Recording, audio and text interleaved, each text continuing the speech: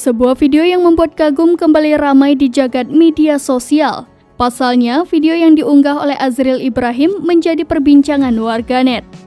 Umumnya, studi tur para siswa SMA berkunjung ke tempat-tempat wisata menarik. Namun tidak dengan sekolah Azril di Pondok Pesantren Ma'had Darul Arkam, Garut, Jawa Barat.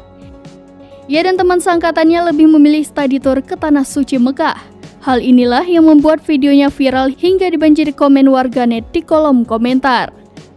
Banyak warganet yang menilai studi tur yang dipilih oleh Azril dan teman-temannya adalah hal yang sangat luar biasa dan menginspirasi. Bahkan sampai ada yang meminta tips menabung. Dari informasi Azril, kegiatan tersebut merupakan salah satu program di sekolahnya. Ia dan teman-teman satu angkatannya memilih umroh sebagai kegiatan studi tour.